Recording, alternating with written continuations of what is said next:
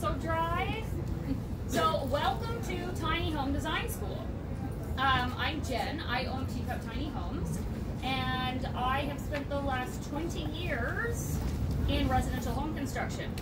I started out in interior design when I was 18, started working for my first home builder when I was 19, and then continued on basically until I started Teacup, working for residential construction, doing interior design, project management, and then operations manager. So the very interesting thing about tiny homes, going from big home design into little home design, as you can imagine, it's a completely different portion of your brain that needs to be used. I always like to say at Teacup we think in square inches instead of square feet, because you have to. Sometimes, even now, after 7 years of building tiny homes, I get this great idea and I'm like, oh, if we just move this like an inch that way, then this will fit and then it'll be great. And then we do that and then we go, oh, now the light switches don't fit where they're supposed to go. And oh, now the stove doesn't fit properly and all that. So all of the little things in the way that we've designed our tiny homes at Teacup have really come together so that I believe we do offer some really great, very functional floor plan for our clients. So if you haven't been over to Smidge, the blue one over here, that's Smidge, that's a Margot tiny home plan. And if you were there, you would have a copy of A Taste of the Tiny Life, which also has this great little grid paper included for you on page 28. So you can take notes if you want, you can draw pictures if you want, and we're going to talk more about some things that you might want to know. So now that you know about me, I want to know about you. So anyone here, what are you guys looking to learn from this quick half-an-hour session today? Anything specific? No? Nothing? Yes. No, just key pointers that if we designed our own versus one that's already pre-designed, some key points that we need to know. Can you repeat the question? Because you're... the difference between, differences between if they design and build their own versus one that's already pre-designed and built. Yes? For those of us who don't know how to use SketchUp or AutoCAD and all that, alternatives help us think and plan 3D. Which is like using vertical space but still abiding by, say, building code like a 7-foot ceiling. Yeah. And what can go under your stairs. Make sure you have a place for your water heater, utilities, and garbage. Yep. Like things like that. Some of the houses actually don't seem to have them. Yeah. I mean, like the utilities, yes. Right. Garbage space. Yes. So some of those practicalities. Yeah. Do you have a design background? No. Or you just know how to use SketchUp and stuff? I don't know how. Oh, you don't know how? So I'm asking if we don't know Okay, good. I am assuming that the majority of people that I've talked to do not know how to use SketchUp or that kind of thing. So that's great, because that is exactly where this good old graph paper really comes in handy. Okay, awesome. Anyone else? What's that? AGA space? Yes. Adaptable spaces. Okay, I love that. Those are really great points.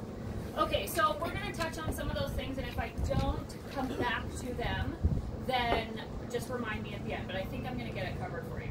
So, yes, as designers, I mean, I don't do any of the drafting anymore, but that is where I started, and that's kind of why I get a little geeky when I get to work on the functionality and the floor plan. So, one of the first things that we have to do, and what we're taught in design school, is we go through this phase called the programming phase, and it's the very initial portion of design. So when you have a client, we ask them a whole bunch of questions. We need to know you pretty much as well as you know yourself, or even ask you thought-provoking questions that will help you analyze yourself and your lifestyle. I always like to say you don't know, you can't figure out where you're going unless you know where you are now, right?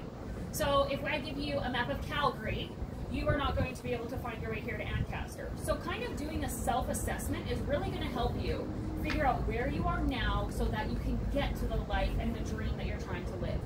So by that, I suggest you make a list, and there's 3 different categories of that list that you want to make. And you want to make a list of the must-haves, absolutely must-have, deal-breaker things. If you cannot get these things in your tiny home, then you're not doing it. So those things might be like you need a bathtub. So for example, maybe if you are younger now, you can climb out of a bathtub, but maybe if you're going to be aging in your tiny home, you might want to stand up bigger walk-in shower instead, right? Something like that. So that's when you're going to go through those assessments. Maybe just be away from that. And then, this is my helper here, this is my son, he's doing an amazing job. So you're looking at those types of things. So first of all is your must-have. Second of all is the things that, you know, you could live without. They're the things that it would be nice to have. So we're talking like a dishwasher, for example. Or maybe you add an air conditioner. You need an air conditioner here, but maybe you add it later and you do something a little bit different. So you're finding out those things that you must have now versus what you can do later. And then, probably just as important as the must-have list is the like, I do not want list. Because sometimes, also, you can't figure out what you want until you actually assess what you don't want. So I find when working with clients, sometimes if you're like, I don't know, then we start asking, well, what don't you want? You don't like the tile that has all the swirls in it? Great. How about this one? No? Perfect. And then you can start layering it in and figuring out what you need there. So after you have that list of those 3 columns, then you're going to do something, you're going to start thinking about the 3 different space designs that we talk about with design. And that is your social space. So your social space is the areas that other people will come into. And these have kind of changed over the years. Like the kitchen, for example, used to be a utility space. However, that's changed now into a social space, right? Where do you spend most of your time? You have people over, you have friends over, you're usually congregating in the kitchen, right?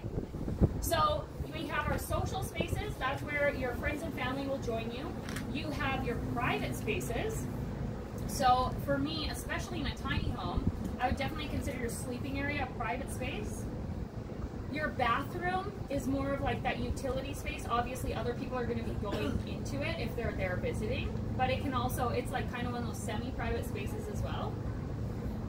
Yeah, in a tiny home, it's really tough, right? Because what's private? So if there's a way to block off your bedroom, great. Wherever you want people to be, I don't know. I was talking to one of our clients the other day. She said, for my birthday, I had like 12 people in our tiny home.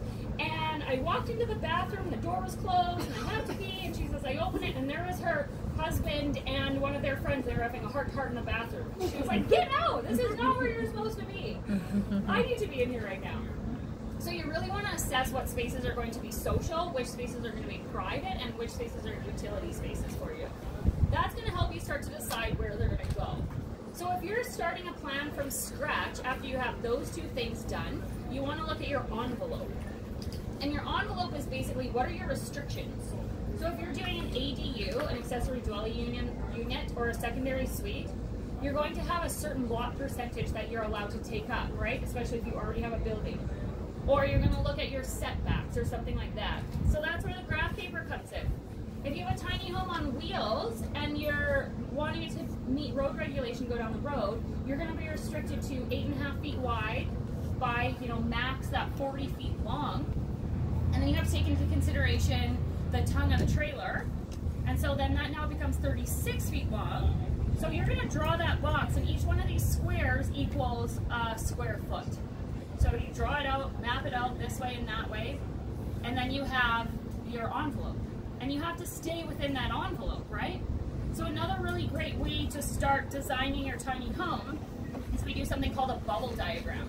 And a bubble diagram basically looks like defining certain spaces in that envelope by drawing like loose bubbles and circles into where your spaces are going to go. So you do one for your bathroom here, and maybe you want your bedroom at the other end, or maybe you want your bathroom and your kitchen over here, and then whatever in between. You start drawing those bubbles until you have a plan that you really like. Because there's no sense in putting a lot of detail in if you're just going to be changing it. So our favorite thing for hand drawing and doing bubble diagrams is sketch paper. So in design school, you know someone that's in design school because they're always walking around with a big roll of sketch paper. And then you do those and you layer them over top. And that's a really great way to figure that out too. So once you have your envelope, you're going to start layering in those other things that you need, those must-haves. You deal with the must-haves first. You're going to put in things like your kitchen sink, your bathtub, and all those items. And then you can start playing with and seeing if there's more space or where you'll find more space. So basically, is there any questions? Let's pause there for a minute. Yes? 2 questions. Yeah. Is it more common that people do framing these things or wood framing? Did you say wood framing or steel frame? Yeah. Usually we see a lot more wood framing, actually, but there are companies that do steel framing, yeah. Why is it that no one ever does slide out spaces? Ah, slide outs. Good question. Camper trailers, they all have slide outs. Yeah. Yeah. Have you had a trailer, been in a trailer with slide outs after a few years? We have a head nodding here. And what usually happens? They start to rot out. They rot, they leak. That is your weakest point in your building envelope. So that's why you really don't see them. Actually, Zero Squared used to do them a lot. I don't know if anyone from Zero Squared is here, but they used to do them a lot. That's kind of how they entered into the market. But I mean, I don't know, speaking with them, why they don't really do them anymore. But what I've heard from some of the talk and the clients is that they just really are the weak point, and they'll start to deteriorate over time. So yeah, that's why we have actually done them too at Teacup, but they're not worth the cost, the mechanicals, and then the headache later. Yeah. Okay, so once you have everything laid out, I want to speak to the question about going with a pre-designed plan versus one that you're designing on your own. So, I mean, experience speaks volumes, right? So for us, where we were 7 years ago when we started designing tiny homes is incredibly different than where we are now. Our home designs have changed a lot, and you can see a lot of similarities in a lot of our plans online, but that really comes down to trial and error, figuring out what works and figuring out what doesn't. So if you go with a plan that's already been built and designed before, you basically get to learn all of the years of experience, or you just won't make the mistakes that we made in the beginning. So things that you really need to consider, and things that are often forgotten about when people are doing their preliminary planning, is you have to think, like, as a tiny home RV right there, you have about, I mean, this much floor space to get your plumbing run in the floor. Because you don't want it hanging out below. If you're going down the highway, you could tear it off, right? So you have that much space, so you're really going to be calculating, it's limiting where you can put your toilet and your tub drains because it has to get out of the house. Now also, the CSA RV code, you can only have your sewer outlet 22 feet or less from the back bumper of the home, of the unit. So again, that's going to limit you a lot more too as to where you put all of your mechanicals. Also, another thing to consider if it's a tiny home RV is you have to have your sewer on the road side, and you have to have your door on the curb side. So you will know just by looking around here today who are actually building to CSA certifications for an RV and who aren't, because where their door is will tell you if it complies with that certification or not. And why you want it on the sidewalk side, obviously if you stop in your RV when it's being towed and you come out of your RV, you want to be on the sidewalk, you don't want to be walking to traffic. Another reason for that is if you decide to be in an RV park, for example, they align all the sewer and all the hookups on the road side. So the last thing you want is your door opening into your sewer hookup. Like, you just don't want that. But actually that brings me to another point, is you really want to be careful where you're putting your plumbing vents and where you're putting your fan vents, especially for your bathroom, especially if you have a compost toilet, because you don't want it anywhere near your fresh air intake. So imagine if you had a Lunos HRV, which sucks air in from the outside, and you have your separate compost toilet vent right outside. Yeah, not good. Not good. We almost made that mistake. We caught it during construction. So that's another thing we're like, oh no, we're going to have to redo this. So speaking to the other question of how do you wrap your head around those three-dimensional spaces, it's hard. It's really hard. And even if you're using SketchUp and 3D drawings, you're never going to catch what you do unless you're going through that build.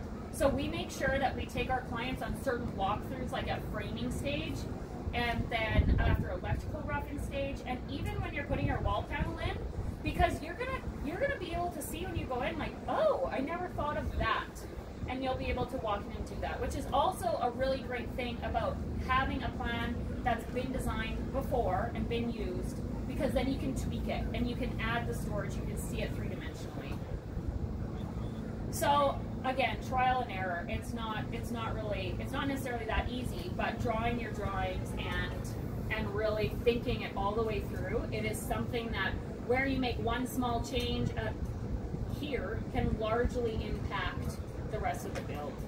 So I don't have a good answer for you, except for ask a professional, because now we automatically see where if we increase a little bit here, then it's going to take away from something over here, right? Let's see. The other things that are often forgotten about in doing design, and especially small design, is when you're drawing plans, you have to keep your wall thicknesses in mind.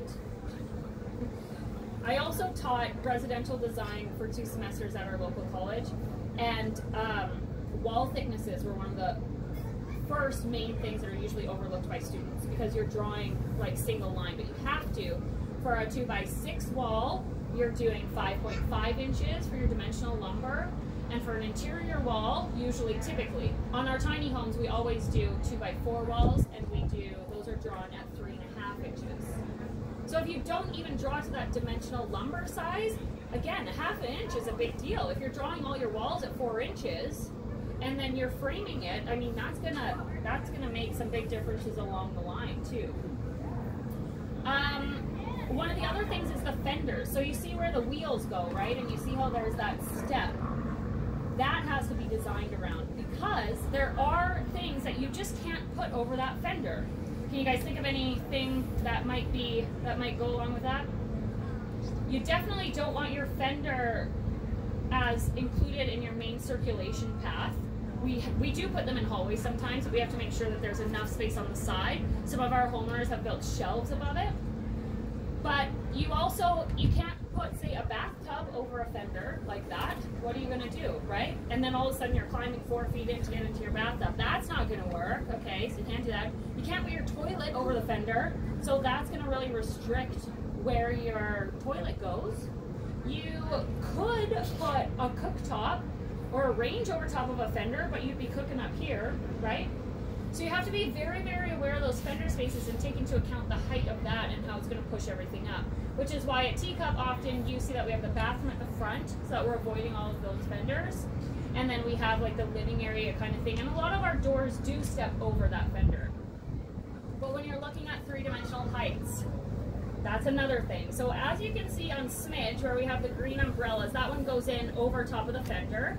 There's a step down. And then you have your door that is 6'8", and then above that there is a 12-inch 2-ply header, so two 2x12s over top of that to meet our engineered load. That stretches across those windows and then down the sides and across the fender. So what that header does is it takes your load from the roof, if you have a snow load or your wind load, your live loads, your dead loads, and it distributes them over top. Otherwise, everything's going to cave in, right? So distributing that, all of a sudden you don't have a lot of room to play around above that door. It's almost straight framing all the way from your door through that fender into the roof and that header.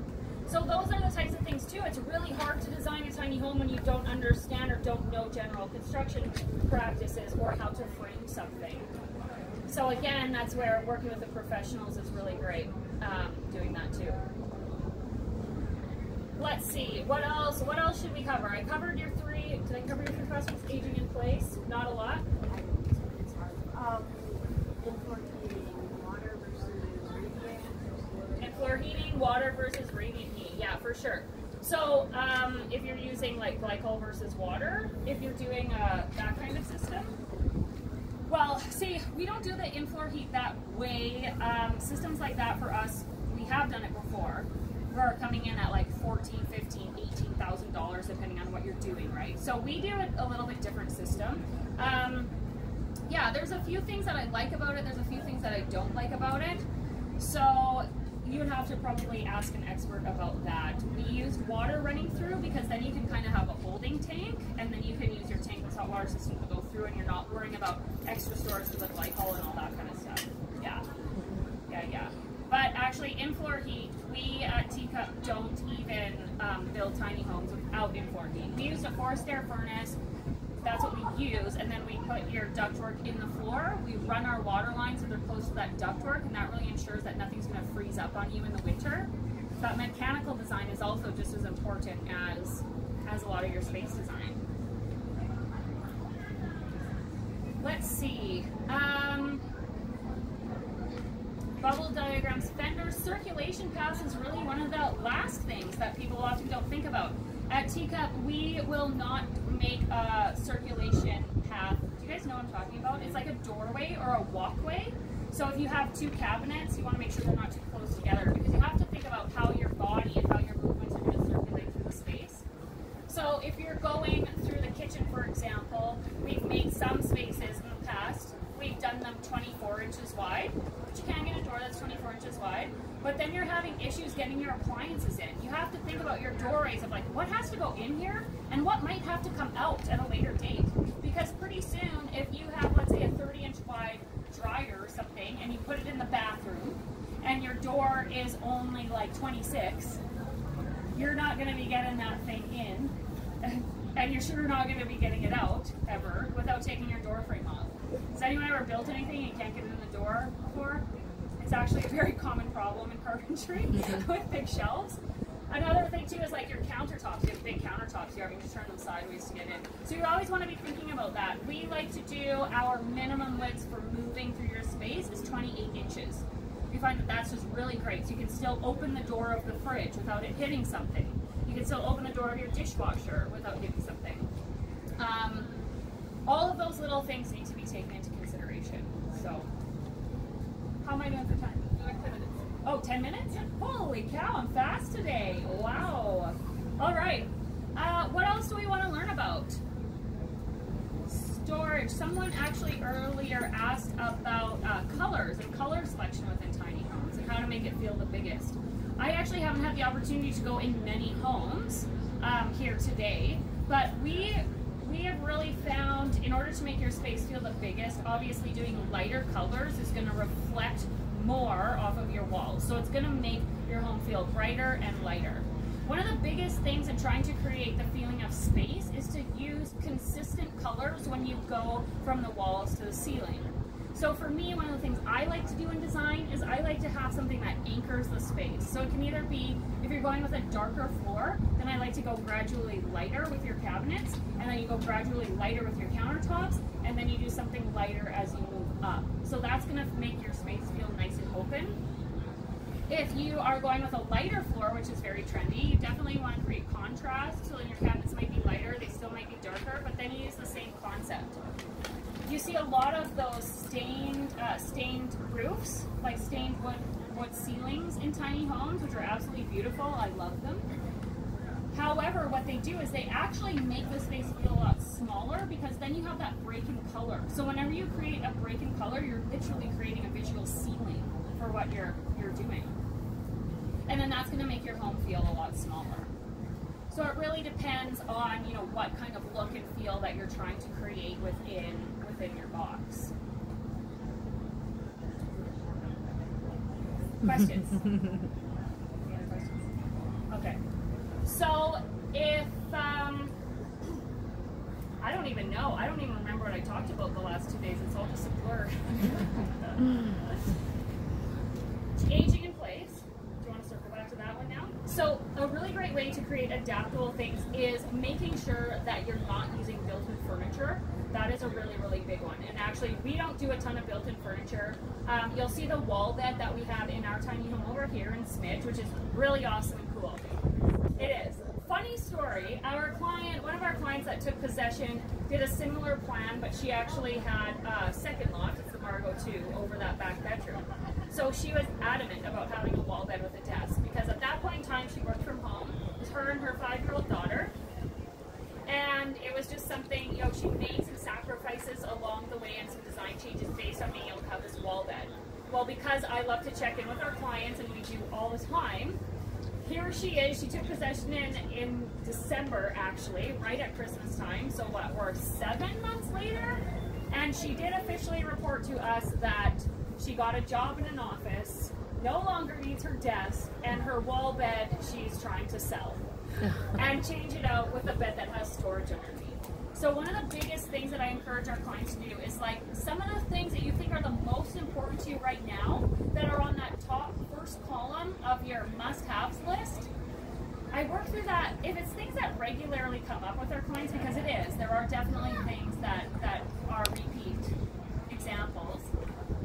Usually we really look at, you know, what if your situation changes, right? What if you're no longer doing this? Do you really want to invest $5,000 in this when you could maybe add 2 extra feet to your tiny home for the same price, make it bigger, and then like decide what kind of bed you need later on? So we like to make sure that you're leaving space so that you can adapt and grow into your home, because it is going to change, and the more adaptable things that you can do, the better you're going to be. So I don't like to fill up every nook and cranny for our clients. I actually advise against it, because of so many times, again, this is where experience speaks, you are not ever going to use your tiny home the way you thought you would. You're not. It's going to be close, but there are going to be some things that you're like, I thought I was going to use that, and I don't ever, and I don't ever, and I wish it wasn't here. So we like instead of you spending your money on something that is of high value that might just get in the way, we say, why don't you just live in it a while? You could pay someone to do it, or find a family or friend who could build something for you later. Because A, if you're paying us to do it in our shop, obviously there's a price that comes with that. And then we don't want you to have holes in your wall and be demoing your tiny home right after you get it. So it's better to have a space that you can grow into. Have you guys seen, we had a plan called, I forget what it's called. It was a few years ago, and it had a movable wall in the living room. It had, yeah, you've seen that one? And it had the movable wall to create a little pocket office. Our client was expecting at the time, and she really, really wanted the pocket office and to have a door. So we made a sliding wall that moved back and forth. One of the first things that was removed from the tiny home once she had her baby was the sliding wall, and she hasn't put it back in. So it cost a ton of money for her. I mean, it didn't cost a ton of money. It cost a good amount to create something that slides back and forth, and she never even used it and didn't put it back in. So it's little things like that that we really look at the use. And if you're aging in place, I would say less is more, so that you have the opportunity. We don't want to do a built-in sofa. You want to do one that you bring in on your own so that you can change it later, right? I actually don't like built-in furniture at all for that reason, and that's my designer. And I don't either. You don't either? Yeah, because you like to be able to change it out, right? You want a green couch one day, and 7 years you want a brown one, then there you go, you can change it. So that goes for like totally open concept versus like spaces that are in as well? So no, not necessarily with that. I actually prefer closed off spaces. I like to have the wall separation. We do a Ruby plan where you will have a wall in between the living room and the nook area. To me, it's just really nice. I like space and I like quiet. I can be overstimulated very easily. And so can you. I know, we're the same. So it's nice to find a little quiet space sometimes. So I like to close that door. I do really like that, but you can also create visual separation in different ways too. Like your space under your loft is going to feel different than your larger expansive space. So I wouldn't necessarily say not doing those things. Focus on your envelope. If it's a difference between like getting a fancy feature that versus doing more space, I usually encourage people to do more space. Even if they want a wood-burning fireplace, we can always plan for a wood-burning fireplace in the future.